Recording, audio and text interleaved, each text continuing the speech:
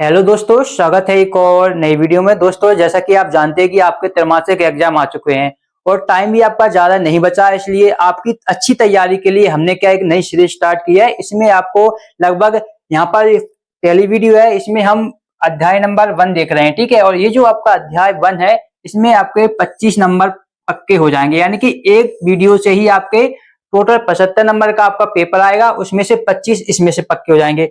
बाकी जो पेपर है वो आपका सेकंड चैप्टर से आएगा और आपका जो ब्रिज कोर्स से बनता है उससे आएगा, ठीक है। यदि आप कमेंट करेंगे कि सर हमें ब्रिज कोर्स की वीडियो चाहिए, तो वो भी आपको मिल जाएगी, ठीक है। तो इसमें हम क्या 25 अंक पक्के करेंगे और ये आपका अध्याय नंबर 1 है, संख्या पद्धति, ठीक है। तो इसमें हम क्या देखेंगे, पहले मैं वीडियो में आपको बता देता हूँ। सबसे पहले हम देखेंगे जैसा आपका पेपर आता है, आपका क्या पूछा जाता है, आपका जो सही विकल्प रहते हैं वो पूछे जाते हैं। तो पहले हम सही विकल्प देखेंगे, सही विकल्प के बाद रिक्त स्थान देखेंगे, उसके बाद एक वाक्य में उत्तर, सत्य सत्य देखेंगे और जो क्वेश्चन आएंगे वो भी देखेंगे, ठीक है। तो आपको क्या करना है, वीडियो को पूरा लास्ट तक देखना है। यदि वीडियो आपने पूरा देख लिया तो आपके 25 में से 25 अंक कहीं नहीं गए, ठीक है। तो ज्यादा टाइम को वेस्ट नहीं करेंगे क्योंकि त्रैमासिक परीक्षा बहुत नजदीक आ चुकी है। चलिए स्टार्ट करते हैं वीडियो। तो देखिए यहाँ पर सबसे पहले क्वेश्चन नंबर 1 देखते हैं। इसमें हमसे पूछा गया है कि एक परिमेय संख्या तथा अपरिमेय संख्या का योग अथवा अंतर एक संख्या होगी, तो क्या ये परिमेय होगी, अपरिमेय होगी, शून्य या इनमें से कोई नहीं। तो सबसे पहले परिमेय संख्या क्या होती है। परिमेय संख्या वो संख्याएं होती हैं जिसको क्या हम P/Q के रूप में लिख सकें, ठीक है। तो यहाँ पर पूछा गया है यदि कोई हमारे पास परिमेय संख्या है, तो परिमेय संख्या मान लीजिए कोई भी हमने ले ली 2/3 एक परिमेय संख्या है, ठीक है। इसकी डेफिनेशन आगे भी होती है, वो आगे क्वेश्चन में आएगी, वहां पर मैं बता दूंगा, ठीक है। उसके बाद देखिए अपरिमेय संख्या, तो मान लीजिए मैंने अपरिमेय संख्या लिख ली √2, ठीक है। तो क्वेश्चन में पूछा गया है कि इसका योग, मैंने योग कर दिया।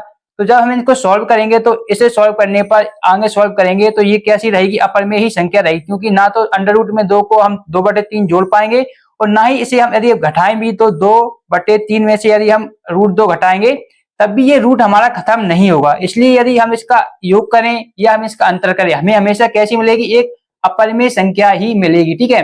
तो यहाँ पर हम देखेंगे कौन से ऑप्शन में ये देखने को मिलेगा। तो ये देखिए ऑप्शन नंबर बी में आपको दिया गया है कि अपरिमेय संख्या। तो इस क्वेश्चन का पहले का राइट आंसर हो जाएगा आपका अपरिमेय संख्या, ठीक है। तो आई होप ये समझ गए होंगे। यदि हम जोड़ेंगे तो भी जो अपरिमेय संख्या दी गई ये हटेगी नहीं, ठीक है। जब तक हम √2 में यदि हम 2 का गुणा नहीं कर देते, यदि इसमें हम 2 का गुणा करेंगे तो ये हमारा बन जाएगा 2, तब हमारी क्या एक अपरिमेय संख्या मिलेगी।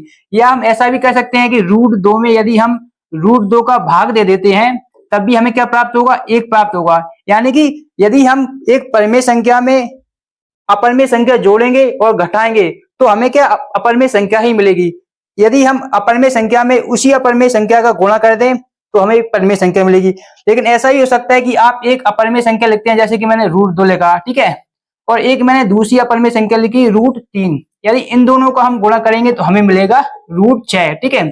मैंने यहाँ पर आपको बताया कि यदि एक अपरिमेय संख्या में दूसरी अपरिमेय संख्या का हम गुणा कर दें तो परिमेय संख्या आ जाएगी। तो बहुत सारे स्टूडेंट ये सोचेंगे कि कोई भी 2 अपरिमेय संख्या का गुणा करने पर परिमेय संख्या आएगी, तो ऐसा नहीं है। दोनों परिमेय संख्या यदि सेम होंगी और उनका गुणा करेंगे तभी हमारी क्या एक अपरिमेय संख्या आएगी। यदि दोनों अपरिमेय संख्या अलग अलग हैं, जैसे कि यहाँ पर √2 है, यहाँ पर √3 है, यदि इन दोनों का गुणा करेंगे तो √6 आएगा, जो कि कैसी है, अपरिमेय संख्या है। तो ये बात ध्यान में रखनी है, यहाँ पर बहुत सारे स्टूडेंट गलती कर देते हैं। चलिए अब अगला क्वेश्चन देखते हैं, सेकंड क्वेश्चन। तो ये रहा हमारा सेकंड क्वेश्चन। सेकंड क्वेश्चन में दिया गया है कि सभी परिमेय तथा अपरिमेय संख्याओं को एक साथ लेने पर प्राप्त संख्याओं का संग्रह क्या बनता है, ठीक है। तो देखिए मैं आपको थोड़ा बता देता हूं। यहाँ पे जो आपकी वास्तविक संख्याएं होती हैं, वास्तविक संख्याएं, ठीक है, वास्तविक संख्याएं, इन वास्तविक संख्याओं को हम 2 भागों में बांट सकते हैं या इसको हम 2 चरणों में विभाजित कर सकते हैं। पहली होती है आपकी परिमेय संख्या। परिमेय संख्या को हम बोलते हैं रैशनल नंबर, ठीक है। और दूसरी होती है आपकी अपरिमेय संख्या, अपरिमेय संख्या, ठीक है, और इसे हम बोलते हैं इरेशनल नंबर, ठीक है। इसके अलावा ये आपकी वास्तविक संख्या है। इसी प्रकार आपकी क्या होती है, काल्पनिक संख्याएं भी होती हैं, ठीक है, काल्पनिक संख्याएं भी होती हैं, लेकिन वो हमें पढ़नी नहीं है, ठीक है। हमें पढ़नी है वास्तविक संख्याएं। वास्तविक संख्या में आती है परिमेय संख्या और अपरिमेय संख्या, ठीक है। फिर इन्हीं का आगे हम विभाजन करेंगे तो उसमें आएगी आपकी प्राकृतिक संख्या, पूर्ण संख्या, परिमेय संख्या, ये सभी आगे आएंगे, ठीक है। लेकिन जो वास्तविक संख्याएं होती हैं ये होती हैं आपकी परिमेय और अपरिमेय। अब जो हमारा क्वेश्चन दिया गया था वो यहाँ पर देखिए सभी परिमेय तथा अपरिमेय संख्याओं को एक साथ लेने पर, तो यहाँ पर आप देखेंगे ये परिमेय संख्या है, यहाँ पर आप देखिएगा ये क्या है, ये आपकी परिमेय संख्या है और ये क्या है आपकी अपरिमेय संख्या है, ठीक है। यदि हम इन दोनों को एक साथ लेते हैं तो हमारा क्या बनता है, हमारी बनती है वास्तविक संख्याओं का एक समूह बनता है, ठीक है। तो ये इस क्वेश्चन का जो राइट आंसर आपका क्या हो जाएगा, ये आपका हो जाएगा वास्तविक संख्या। यहाँ पर आपको देखिए ऑप्शन नंबर डी में आपको देखने को मिल रहा है, ये हो जाएगा आपका वास्तविक संख्याएं, ठीक है। तो आई होप एक ये सवाल भी आपका क्लियर हो गया होगा। यदि किसी भी सवाल में कहीं पर भी कोई आपका डाउट बनता है तो आप कमेंट जरूर करिएगा, तो उसका हम नेक्स्ट वीडियो में जरूर आपको सॉल्यूशन प्रोवाइड करा देंगे, ठीक है। अब हम अगले क्वेश्चन की तरफ आगे बढ़ते हैं। अगला क्वेश्चन है क्वेश्चन नंबर 3। इसमें क्या दिया गया है, दो परिमेय संख्या, एक मिनट रुकिएगा। तो ये है आपका दो परिमेय संख्याओं के बीच कितनी परिमेय संख्या होती हैं। तो ये तो आपका एग्जाम में कई बार आया है। तो दो परिमेय संख्याओं के बीच हम कितनी भी परिमेय संख्या लिख सकते हैं, तो इसका जो आंसर क्या हो जाएगा, अनंत परिमेय संख्या होती है, ठीक है। बहुत सारी संख्या लिख सकते हैं, ठीक है। तो ये आपका क्वेश्चन नंबर 3 का आंसर हो जाएगा, ठीक है। अब अगला क्वेश्चन देखते हैं, ये हमारा क्वेश्चन नंबर 4 कि सबसे छोटी पूर्ण संख्या कौन सी है, ठीक है। तो पूर्ण संख्या जानने से पहले कुछ जो इंपॉर्टेंट चीजें है वो मैं आपको बता देता हूं, ठीक है। तो देखिएगा, तो सबसे पहले आपको यह पता होना चाहिए कि प्राकृतिक संख्याएं क्या होती हैं, ठीक है। प्राकृतिक संख्या जैसे हम बोलते हैं नेचुरल नंबर, ठीक है। तो जो प्राकृतिक संख्याएं होती हैं, जैसे हम गिनती 1 से शुरू करते हैं, वैसे ही जो हमारी प्राकृतिक संख्याएं हैं वो 1 से शुरू होती हैं, 1 से शुरू होकर ये अनंत तक जाती हैं, ठीक है। कहां तक जाती हैं, अनंत तक जाती हैं, इनका कोई भी एंड नहीं है, ठीक है। तो ये होती है प्राकृतिक संख्याएं। अब भाई हम बात करें पूर्ण संख्याओं की, पूर्ण संख्याएं, ये पूर्ण संख्याएं हैं। पूर्ण संख्या में क्या होता है, यदि इन संख्याओं में केवल हम जीरो को ऐड कर दें, बाकी ये संख्या सेम ही रहेंगी, जैसे कि 1 2 3 डॉट डॉट डॉट अनंत तक, ठीक है। तो यदि हम पूर्ण संख्याओं में क्या है जीरो को जोड़ लेते हैं, यानी प्राकृतिक संख्याएं उनमें केवल हमने जीरो जोड़ दिया, तो हमारे क्या बन जाएंगी, पूर्ण संख्याएं। इसी प्रकार एक और संख्या होती है जिसे हम बोलते हैं पूर्णांक, ठीक है। पूर्णांक क्या होता है, इसमें देखिए प्राकृतिक संख्या तो रहेंगी, जैसे ये प्राकृतिक संख्या है आपकी, ये तो रहेंगी। इसमें जो पूर्णांक वाला जीरो है ये भी रहेगा, लेकिन इसमें क्या होता है, जो माइनस वाली संख्याएं होती हैं वो भी रहती हैं, जैसे कि -1 -2 -3। इसी प्रकार ये कहां तक जाता है, माइनस अनंत तक जाता है, ठीक है। तो अब बहुत सारे क्वेश्चन यहाँ पर पूछते हैं, जैसे पहला क्वेश्चन अभी आपका पूछा गया था कि सबसे छोटी पूर्ण संख्या कौन सी है। तो यहाँ पर आप देखिए सबसे छोटी जो पूर्ण संख्या है वो कौन सी है, हमारी 0 है, ठीक है। इसी प्रकार आपसे पूछा जा सकता है कि वह पूर्ण संख्या, पहली पूर्ण संख्या बताइए जो सम है, तो वो आपकी 2 हो जाएगी। इसी प्रकार बहुत सारे क्वेश्चन पूछे जाएंगे आपके, वो हम देख लेंगे, जो भी आएगा ये मैंने समझा दिया है। प्राकृतिक संख्याओं की बात करें हम, तो प्राकृतिक संख्या आपकी रहती है, ये जो प्राकृतिक संख्याएं हैं वो आपकी 1 से रहती हैं, अनंत तक जाती हैं। पूर्ण संख्या में यदि हम 0 को ऐड कर देते हैं तो ये पूर्ण संख्या बन जाती है, और पूर्णांक रहता है आपका माइनस अनंत से लेकर प्लस अनंत तक, ठीक है। तो ये आप समझ गए होंगे। अब हम क्वेश्चन देख लेते हैं। अब क्वेश्चन बहुत ही सरल हो जाएगा, इसमें अब आपको कोई भी दिक्कत नहीं आएगी, ठीक है। क्वेश्चन बहुत ही सिंपल पूछा गया था, इसमें कुछ ज्यादा हमसे पूछा भी नहीं गया था। यहाँ पर देखिए कि सबसे छोटी पूर्ण संख्या कौन सी है। तो अभी मैंने आपको बताया जो पूर्ण संख्याएं आपकी होती हैं वो 0 से स्टार्ट होती हैं, फिर 1 आएगा, उसके बाद 2 आएगा, इसी प्रकार कहां तक जाएंगी, इसी प्रकार ये जाएंगी आपकी अनंत तक जाएंगी। तो सबसे छोटी कौन सी दिख रही है, हमें पता है कि जो 1 होता है वो 0 से बड़ा होता है, सबसे छोटी क्या हो जाएगी, 0। तो सबसे छोटी पूर्ण संख्या हो जाएगी आपकी 0। ऑप्शन नंबर सी इसका राइट आंसर हो जाएगा, ठीक है। तो आई होप एक जो क्वेश्चन था एक क्लियर हो गया होगा, ठीक है। इस एक क्वेश्चन से हमने बहुत सारी चीजों के बारे में जाना, जैसे कि नेचुरल नंबर क्या होता है, यानी कि प्राकृतिक संख्याएं क्या होती हैं। उसके बाद हमने जाना पूर्ण संख्याएं, यानी कि जो होल नंबर होता है वो क्या होता है, ये सारी चीजें जान ली। आगे क्वेश्चन में इनकी भी आवश्यकता पड़ेगी, इसलिए मैंने यहीं पर आपको बता दिया है, ठीक है। इसी प्रकार आगे देखिएगा, तो प्रश्न क्रमांक 2 हमारा दिया गया है कि रिक्त स्थानों की हमें पूर्ति करनी है, ठीक है। तो पहला क्वेश्चन है कि प्रत्येक वास्तविक संख्या के संगत संख्या रेखा पर एक खाली स्थान बिंदु होता है। तो इसका जो आंसर हो जाएगा वो आपका हो जाएगा अद्वितीय बिंदु होता है, ठीक है। क्या होता है, अद्वितीय बिंदु होता है। अब स्टूडेंट बोलेंगे सर आपने तो लिख दिया, क्या इसको हम याद करेंगे। तो मैं बोलूंगा याद बिल्कुल नहीं करना, गणित में कोई भी चीज याद नहीं की जाती, हर चीज समझी जाती है। मैं आपको यहाँ पर समझा देता हूँ, ठीक है। सबसे पहले यहाँ पर दिया गया है वास्तविक संख्याएं। तो वास्तविक संख्याओं के बारे में मैंने आपको बता दिया। वास्तविक संख्या क्या होती है, 2 प्रकार की होती है, एक होती है परिमेय और एक होती है अपरिमेय, ठीक है। ये मैंने डायग्राम से आपको पहले बता दिया था, ठीक है। फिर क्या है, संख्या के संगत संख्या रेखा। तो संख्या रेखा मैं आपको यहाँ पर, संख्या रेखा आप जानते होंगे, संख्या रेखा एक ऐसी रेखा होती है जिस पर क्या है, हम नंबरों को प्रदर्शित कर सकते हैं। जैसे कि यहाँ पर ये 0 होता है, ठीक है, यहाँ पर 1 रहेगा आपका, यहाँ पर 2 रहेगा। इसी प्रकार 0 के इस साइड आएंगे ना तो ये संख्याएं माइनस में आपकी रहती हैं, -1, -2, ठीक है। इसी प्रकार संख्याएं आगे भी रहेंगी और इस साइड भी आपकी आगे संख्याएं रहेंगी, ठीक है।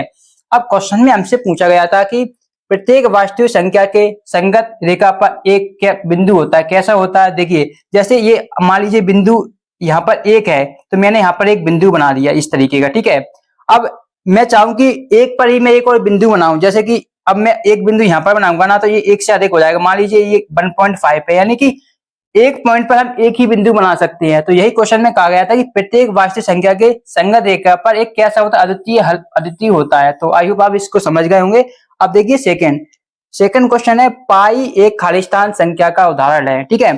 तो पाई से संबंधित आपके 2 क्वेश्चन बनते हैं, दोनों में आपको यहाँ पर बता रहा हूँ, दोनों में बहुत सारे स्टूडेंट गलती करते हैं, ठीक है। तो दोनों क्वेश्चन में आपको यहाँ पर बता रहा हूँ, यहाँ पर देखिएगा। देखिए एक क्वेश्चन आपका बनता है, आप सभी लोग जानते हैं पाई क्या होता है, पाई का मान होता है 22/7, ठीक है। तो 2 क्वेश्चन आपके यहाँ से बनते हैं। जैसे कि पहला क्वेश्चन बनेगा कि पाई किस प्रकार की संख्या है, ठीक है, पाई किस प्रकार की संख्या, ये तो क्वेश्चन आपका पूछा गया था। और एक क्वेश्चन इस तरीके का बनता है कि जो पाई का मान होता है, पाई का मान ये किस प्रकार की संख्या है, मान किस प्रकार की संख्या है।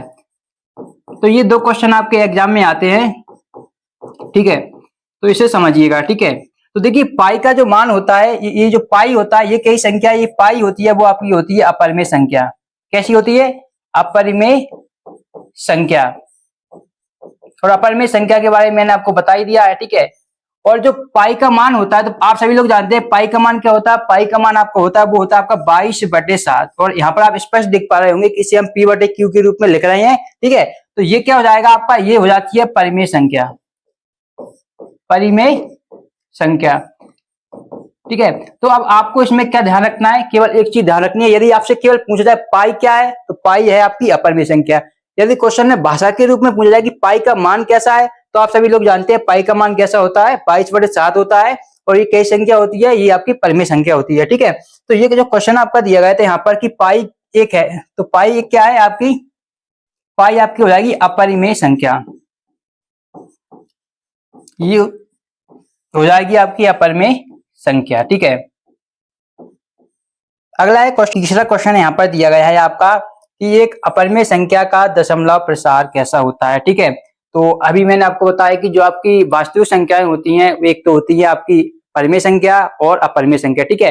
तो इन दोनों का क्वेश्चन बनता है कि इनका दशमलव प्रसार कैसा होता है। आपका अपरिमेय में भी आपसे पूछा जाता है, अपरिमेय संख्या में भी पूछा जाता है और आपका परिमेय संख्या में भी पूछा जाता है। तो दोनों चीजें आपको क्या है, याद रहनी चाहिए, ठीक है। तो इसका क्या हो जाएगा आपका, इसका हो जाएगा आपका अनवसानी अनावर्ती, ये हो जाएगा अनावर्ती, ठीक है। इसका जो मतलब होता है कि इसमें जो, इसे हम इंग्लिश में बोलते हैं नॉन टर्मिनेटिंग नॉन रिपीटिंग, यानी कि यदि हम इनका सॉल्व करेंगे तो ये तो ना आपकी रिपीट होंगी और ना ये कभी टर्मिनेट होंगी। तो इसे बोलते हैं नॉन टर्मिनेटिंग नॉन रिपीटिंग, यानी कि अनवसानी अनावर्ती। तो ये परिमेय संख्या हो गई आपकी, आई होप इसे आप समझ गए होंगे। आगे देखते हैं नेक्स्ट आपका है क्वेश्चन नंबर, अब आते हैं आपके, ये अगला है तीसरा नंबर, एक अपरिमेय संख्या, इसको तो हमने देख लिया है। अब आता है क्वेश्चन नंबर 4 कि 100 की पावर दी गई है 1/2 और उसकी पावर है 2। तो सबसे पहले इसे हम सॉल्व करेंगे, तो इस तरीके से सॉल्व करेंगे। 100 की पावर कितनी दी गई है आपकी, 1/2, ठीक है। और इसकी पावर है आपकी 2। तो सिंपली सॉल्व करेंगे तो ये हो जाएगा आपका 100 की पावर कितनी जाएगी, 1/2, और पावर की पावर क्या जुड़ जाती है, तो ये यहाँ पर आ जाएगा आपका 2, ठीक है। ये 2 है तो इससे 2 से 2 कट जाएगा, यानी कि 100 की पावर 1, यानी कि इसका आंसर आ जाएगा आपका 100। तो ये इस क्वेश्चन का आंसर आ जाएगा क्वेश्चन नंबर 4 का, ठीक है। अब क्वेश्चन नंबर 5 है, एक परिमेय संख्या का दशमलव प्रसार कैसा होता है। तो इसका कैसा होता है, शांत। अभी मैंने अपरिमेय संख्या का बताया था, तो ये कैसा होता है, शांत, या हम बोल सकते हैं अथवा ये हो जाएगा आपका अनवसानी आवर्ती, ठीक है। जो अपरिमेय संख्या में थोड़ा अंतर यहाँ पर होता है वो होता है अनवसानी अनावर्ती होता है। क्या होता है? अनावर्ती। ये अपरिमेय संख्या में होता है जबकि परिमेय संख्या में होता है आवर्ती। जैसे हम शांत भी बोल सकते हैं। तो ये हो जाएगा आपका क्वेश्चन नंबर 6 का आंसर। ठीक है। अगला क्वेश्चन देखिए, क्वेश्चन नंबर जो आपका दिया गया है वो है 7। 7 में आपसे पूछा गया है कि √3 कोष्टक में 2√3 माइनस √3 का मान क्या होगा। तो सिंपली √3 का आप इसमें गुणा करेंगे। ठीक है। तो √3 का 2 में तो नहीं होगा, यहाँ पर 2 लिखिए। ठीक है। फिर जब इसका √3 का 3 में गुणा करेंगे तो ये आपका आ जाएगा 3। इसी प्रकार माइनस चिन्ह है तो माइनस ही रहेगा। फिर √3 का √3 में गुणा करेंगे तो ये भी आपका 3 आ जाएगा। ठीक है। तो 3 का 2 में गुणा करेंगे तो कितना आ जाएगा? 3 दूनी आपका 6 हो जाएगा माइनस 3। तो 6 में से 3 घटाएंगे तो इस क्वेश्चन का राइट आंसर आपका आ जाएगा 3। तो ये आपका 7वां क्वेश्चन यहाँ पर कंप्लीट होता है। अगला क्वेश्चन देखते हैं। नेक्स्ट क्वेश्चन आपका, अब यहाँ पर दिए गए हैं प्रश्न क्रमांक 3 में सत्य असत्य लिखने हैं। तो पहला है, संख्या p बटे q को अपरिमेय संख्या कहा जाता है। इसे p बटे q के रूप में लिखा जा सकता है जहां p और q पूर्णांक है तथा q बराबर नहीं है 0। तो मैंने जब आपको परिमेय संख्या की परिभाषा बताई थी तब मैंने आपको बताया था कि परिमेय संख्या होती है जिसे हम p बटे q के रूप में लिख सकते हैं। ठीक है। जहां पर क्या होता है p बटे q, ये तो लिख लिया, और यहाँ पर p और q क्या होता है? पूर्णांक होता है और q का मान 0 नहीं होता। तो ये कैसी होती है? ये परिमेय संख्या की परिभाषा होती है, ना कि यहाँ पर दिया अपरिमेय। तो ये क्या स्टेटमेंट हो जाएगा? गलत। तो यहाँ पर आपको कर देना, ये पहला क्या हो जाएगा? आपका असत्य हो जाएगा, क्योंकि ये जो डेफिनेशन है वो परिमेय संख्या की यहाँ पर दी गई थी। सेकंड है, प्रत्येक पूर्णांक एक परिमेय संख्या होती है।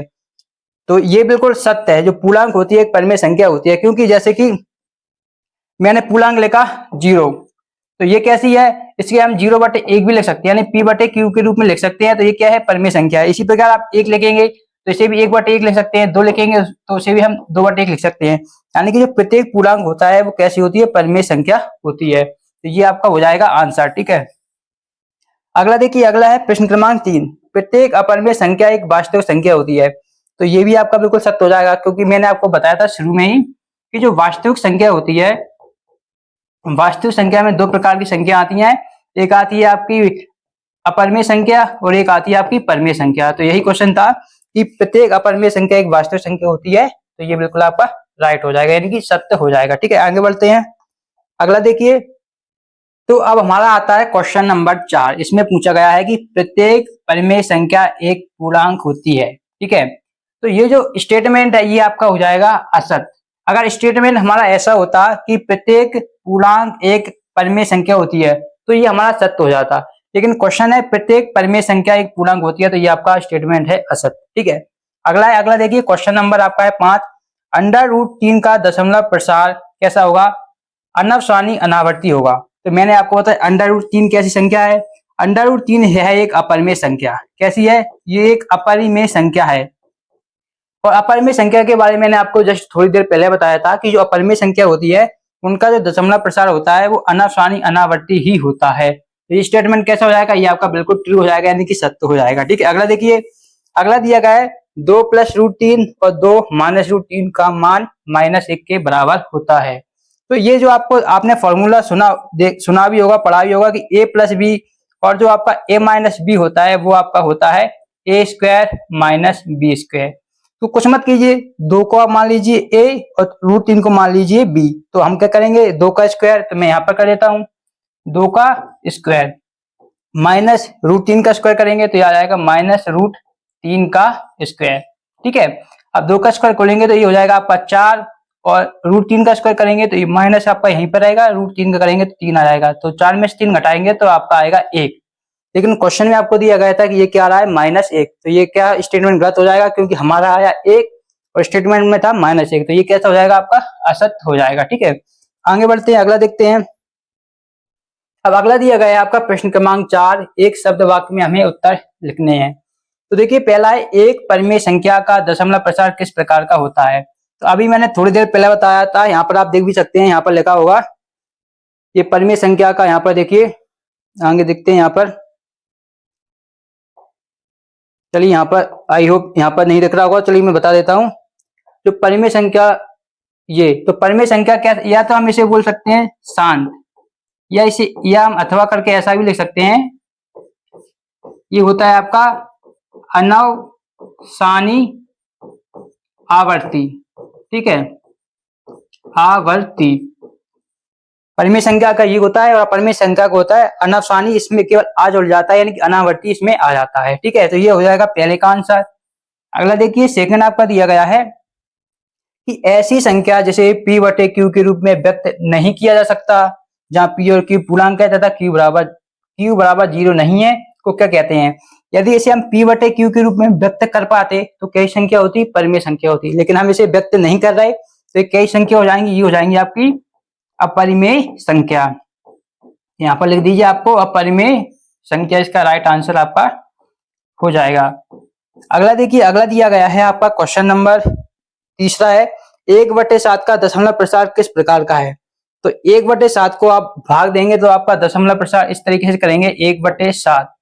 तो इसमें आप भाग देंगे तो ये आपका आ जाएगा, जैसे कि यहाँ पर मैं करके बता देता हूं, आप 7 का भाग देंगे तो इसमें भाग नहीं जाएगा तो यहाँ पर आएगा 0। ठीक है, फिर क्या यहाँ पर एक दशमलव लगाएंगे तो यहाँ पर एक 0 बढ़ जाएगा, तो यहाँ पर दशमलव लगाएंगे, 7 का भाग देंगे, 7 एकम 7, तो ये बचेगा कितना 3। फिर एक 0 बढ़ाएंगे, यहाँ पर कितना हो जाएगा 30, तो 7 का भाग देंगे, 4 बार जाएगा तो ये हो जाएगा आपका 28। ठीक है, फिर घटाएंगे तो यहाँ पर आएगा आपका 2, एक 0 यहाँ पर बढ़ाएंगे तो यहाँ पर भी लिखेंगे हम, 7 का भाग देंगे तो 3 बार तो नहीं जाएगा, 2 बार जाएगा, ये हो जाएगा आपका 7 दूनी 14, तो यहाँ पर कितना बचेगा 6 बचेगा। ये हम इसलिए देख रहे हैं जिससे कि हमें पता चल जाए कि ये संख्या दशमलव के बाद रिपीट हो रही है या नहीं हो रही या क्या हो रहा है, वो हम चेक करेंगे तब हमें पता चल जाएगा। ठीक है, अब यहाँ पर 6 बचा, हम यहाँ पर 0 करेंगे तो यहाँ पर हो जाएगा 60, तो ये कितना हो जाएगा 8 बार जाएगा, 7 अट्टे कितने होते हैं 56, तो ये आ जाएगा आपका 56। अब यहाँ पर कितना बचेगा, 60 में 56 घटाएंगे 4 यहाँ पर बचेगा। अब फिर हम एक 0 और बढ़ाएंगे, इसे आगे कर लेते हैं, तो ये कितना आ जाएगा 40, तो इसमें कितनी बार जाएगा, ये 5 बार जाएगा, तो यहाँ पर लिख देते हैं 35। इसी प्रकार हम आगे करेंगे तो 40 में 35 घटाएंगे आपका आएगा 5, तो ये हो जाएगा आपका 0। फिर करेंगे तो कितनी बार जाएगा 7 बार जाएगा। ठीक है, तो ये कितना हो जाएगा आपका 49, यहाँ पर कितना बचेगा 1, यानी और फिर हम 0 बढ़ाएंगे तो यहाँ पर 0 बढ़ाइए, यहाँ पर कितना आ जाएगा आपका आ जाएगा 10। फिर करेंगे 7 एकम 7, तो यहाँ पर कितना बचेगा 3। अब इससे आगे आपको करने की जरूरत नहीं है क्योंकि यहाँ पर देखें 1 4 2 8 5 7। अब इसे हम आगे करेंगे ना तो फिर रिपीट होगा, 1 के बाद फिर हमारा 4 आएगा, फिर हमारा 2 आएगा, फिर हमारा 8 आएगा, इसी प्रकार ये आगे रिपीट हो जाएगा। तो इस तरीके से इसका दशमलव प्रसार आपको रिपीट हो जाएगा, तो इसे हम इस तरीके से कर सकते हैं। ठीक है, तो ये हो जाएगा आपका क्वेश्चन नंबर 3 का आंसर। अगला देखिए क्वेश्चन नंबर 4 दिया गया है, सिंपली इसमें आपको कुछ ज्यादा करना नहीं है। इसमें क्या करना, 6√5 का 2√5 में आपको गुणा करना है। तो सिंपली आप संख्या का संख्या में गुणा कीजिए, 6 का 2 में गुणा करेंगे तो 12 आ जाएगा। ठीक है, और √5 का √5 में गुणा करेंगे तो 5 आ जाएगा। उसके बाद आप क्या करेंगे, 12 का 5 में गुणा कीजिए तो 12 पंचे कितने होते हैं 60 होते हैं, तो इसका राइट आंसर आपका 60 हो जाएगा। क्वेश्चन नंबर 5 है 0 व 1 के बीच एक अपरिमेय संख्या लिखिए। तो सिंपली आप डायरेक्ट भी लिख सकते हैं, लेकिन मैं करके बता देता हूँ। 0 + 1 करके आप 2 का भाग दे दीजिए तो कितना आएगा 0.5। तो ये क्या 0 और 1 के बीच में क्या है, एक अपरिमेय आपकी परिमेय संख्या हो जाएगी, क्योंकि इसको हम लिख सकते हैं 1/2 भी लिख सकते हैं। यदि अपरिमेय संख्या के रूप में लिखना हो 1/2 भी से हम लिख सकते हैं। ठीक है, फिर आता है छठा 1/7 और 2/7 के बीच की एक अपरिमेय संख्या यहाँ पर लिखनी है। ठीक है, तो देखिए 1/7 अभी मैंने यहाँ पर करके बताया था, इसको करेंगे तो इसका पहले सबसे पहले आपको क्या इसमें दशमलव में इसे बदलना होगा। उसके बाद हम आसानी से संख्या कोई भी लिख सकते हैं। जैसे कि इसे करेंगे तो 0 दशमलव कितना आ जाएगा आपका 7 का यहाँ पर 10 हो जाएगा, तो 1 बार जाएगा। ठीक है, फिर कितना बचेगा 3, और फिर कितनी बार जाएगा 4 बार, यानी कि ये कितना हो जाएगा 0.14। इसी प्रकार इसको देखेंगे तो ये हो जाएगा, क्योंकि इसका डबल है तो ये हो जाएगा 0.28। अब इसके बीच हमें एक ऐसी अपरिमेय संख्या लिखनी है। अपरिमेय संख्या हम इसमें बहुत सारी इसके बीच अपरिमेय संख्या होंगी, लेकिन हम कोई एक लिख सकते हैं। ठीक है, तो ये क्या है यहाँ पर देखिए 1 4 है और ये यहाँ पर 2 8 है, तो एक ऐसी अपरिमेय संख्या लिखिए 0.1 4 से बड़ी होनी चाहिए और 2 से छोटी। तो 4 से बड़ी कितनी है 5 लिख देते हैं।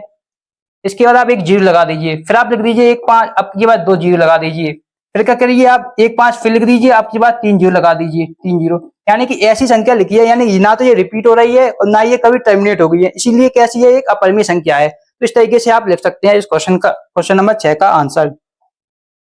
अब देखिए अब आता है हमारा नेक्स्ट क्वेश्चन, क्वेश्चन नंबर 5 की सही जोड़ी हमें यहाँ पर बनानी है। तो देखिएगा किस प्रकार से करेंगे। 125 की पावर -1/3 है। ठीक है, तो इसे कैसे करेंगे, इसे लिख सकते हैं 5 की पावर 3 और इसकी पावर कितनी है -1/3, ठीक है। तो 3 से क्या है, 3 कट जाएगा तो 5 की पावर कितनी बचेगी, -1 बचेगी। तो इसे हम लिख सकते हैं, यदि किसी की पावर -1 हो तो बटे में चला जाता है, तो ये हो जाएगा आपका 1/5, ठीक है। तो इसका जो आंसर यहाँ पर, इसको मिला देना यहाँ से। फिर आता है √a + √b, √a - √ab। तो मैंने अभी आपको फॉर्मूला बताया था कि a + b, a - b बराबर होता है a² - b²। तो वही फॉर्मूला यहाँ पर आपको देखना है। तो ये हो जाएगा a² यहाँ पर बता देता हूँ, √a का स्क्वायर हो जाएगा, और यहाँ पर हो जाएगा आपका √b का स्क्वायर। तो इससे निकालेंगे, अंडर से बाहर स्क्वायर करेंगे तो a आ जाएगा, और ये बाहर आपका b आ जाएगा, यानी कि a - b आपका आ जाएगा यहाँ पर। फिर आता है √12/3। तो सिंपली सबसे पहले आप काट लीजिए, 3 से काटेंगे 4 बार कट जाएगा, यानी कि ये आ जाएगा आपका √4, ठीक है। 4 को बाहर निकालेंगे तो ये आपका आ जाएगा 2। तो सिंपली आपको यहाँ से मैच कर देना है। फिर आता है आपका a⁴n + a⁴n, ठीक है। जब भी गुणा में आपकी पावर बेस सेम होता है और पावर गुणा में होती है, तो जो गुणा वाली पावर होती है क्या, वो आपकी ऐड हो जाती है। तो ये हो जाएगा आपका a⁴m + n, ठीक है। तो ये ऑप्शन देखेंगे कहां पर है, तो ये ऑप्शन नंबर सी में आपको देखने को मिल जाएगा।